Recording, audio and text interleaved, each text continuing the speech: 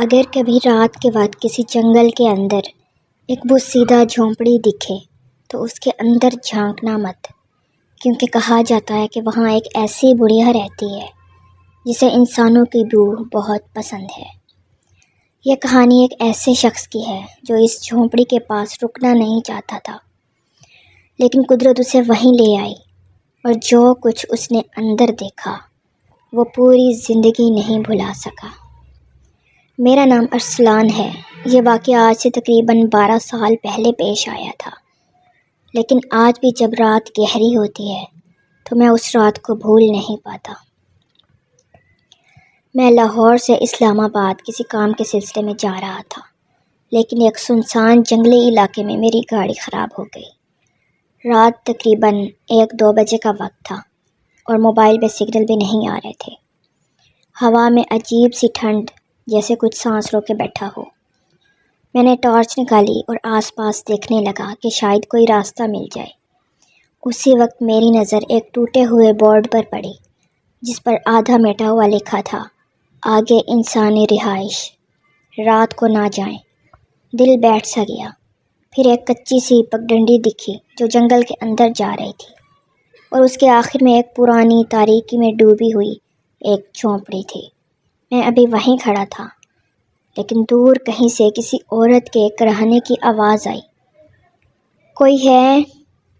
میں رک گیا، جیسے آواز سیدھی میرے کان کے اندر بولی ہو۔ میری سانسیں رک گئی۔ میں نے سوچا شاید کوئی مشکل میں ہے، اور میں اسی پگڈنڈی پر چل پڑا۔ جھونپڑی بالکل سیاہ تھی، دریچے آدھے ٹوٹے ہوئے، دروازے پر ہاتھ کے نشانات، جیسے کسی نے زور سے دھکا مار کر کھولا ہو۔ میں نے ہمت کی اور آہستہ سے پکارا، کوئی ہے اندر؟ مدد چاہیے تو بتائیں۔ لیکن کوئی جواب نہیں آیا۔ پھر وہی آواز، اس بار بالکل دروازے کے اندر سے آئی، آ جاؤ، میں نہیں اٹھ پا رہی۔ میری ریڑھ کی ہڈی میں ایک بجلی سی دوڑ گئی۔ آواز کسی انتہائی بوڑھی عورت کی تھی، لیکن عجیب طرح کی آواز تھی، جیسے کوئی ایک سے زیادہ بوڑھی عورتیں بول رہی ہوں۔ میں نے ٹارچ چلائی اور اندر قدم رکھا۔ اندر داخل ہوتے ہی مجھے تعفن کی شدید بو محسوس ہوئی۔ فرش پر پرانے کپڑے، ہڈیاں اور دیواروں پر کالے نشانات۔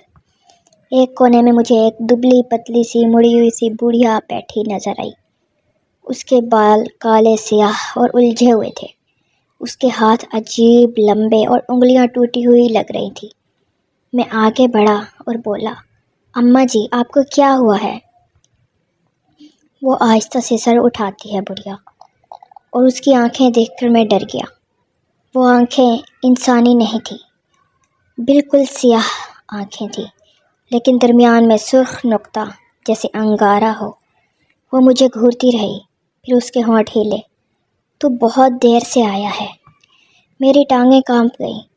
میں نے ٹارچ کی روشنی اس کے چہرے پر ڈالی اور میں نے دیکھا کہ اس کی ناک کے نیچے سے خون بہہ رہا تھا، اور اس کے پیچھے کچھ حرکت ہوئی۔ میں نے روشنی پیچھے کی تو کونے میں کوئی انسان جیسا سایہ، لیکن 4 ہاتھوں پر چل رہا تھا۔ میری سانسیں رک گئی۔ میں نے پیچھے ہٹتے ہوئے کہا، میں جا رہا ہوں، میں غلط جگہ آ گیا ہوں۔ بڑھیا چیخی، رک جاؤ۔ اس کی آواز جھونپڑے کی دیواریں ہلانے لگی۔ اسی لمحے مجھے لگا زمین میرے نیچے سے نکل گئی ہے۔ میں دروازے کی طرف بھاگا، لیکن جیسے ہی دروازہ کھولا، باہر پورا جنگل خاموش تھا، اتنی خاموشی جیسے آواز کا وجود ہی نہ ہو۔ پھر میں نے پیچھے سے بڑھیا کی گھٹتی ہوئی آواز سنی، اگر تم نکل گئے تو میں تمہیں ڈھونڈ لوں گی۔ میرے رونگٹے کھڑے ہو گئے۔ میں دوڑتا گیا۔ اندھیرے میں راستہ بھی نظر نہیں آ رہا تھا۔ مجھے لگا کوئی میرے پیچھے ہے، کسی کے پاؤں گھسیٹنے کی آوازیں، کسی کی سانس لینے کی آوازیں، کبھی بائیں سے کبھی دائیں سے۔ میں اندھیرے میں دوڑتا سڑک تک آیا، اور وہاں سے گزرتی ہوئی ایک وین کو میں نے روکا۔ پھر ڈرائیور نے مجھے پانی دیا اور پوچھا، بیٹا، تم اس جنگل میں اندر کیا کر رہے تھے؟ تمہیں نہیں پتا یہاں برسوں سے کوئی نہیں جاتا؟ میں نے ہمت کر کے پوچھا، وہ جھونپڑی، وہ بڑھیا، وہ کون ہے؟ ڈرائیور کا چہرہ اتر گیا۔ وہ آہستہ سے بولا، وہاں 25 سال پہلے ایک بڑھیا رہتی تھی، اور وہیں رہتے ہوئے وہ مر گئی تھی۔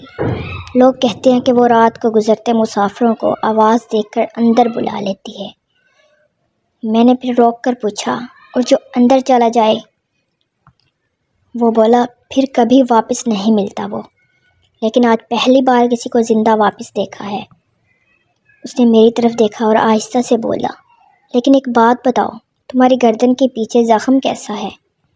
میں نے کانپتے ہوئے ہاتھوں سے گردن چھوئی اور میرے انگلیوں پر گاڑھا کچھ لگا ہوا تھا، جیسے کسی نے ناخن مارے ہوں۔ پھر میں جلدی سے وین میں بیٹھ گیا اور اپنے گھر پہنچ گیا۔ گھر پہنچ کر مجھے بہت تیز بخار ہو گیا جو 3-4 دن تک رہا۔ آج 12 سال بعد بھی کبھی کبھی مجھے رات کو وہی بڑھیا کی آواز سنائی دیتی ہے۔ میں نے کہا تھا نا، تمہیں ڈھونڈ لوں گی۔ اور پچھلے مہینے میرے گھر کے باہر دروازے پر وہی لمبے انگلیوں کے نشانات پھر سے ملے تھے۔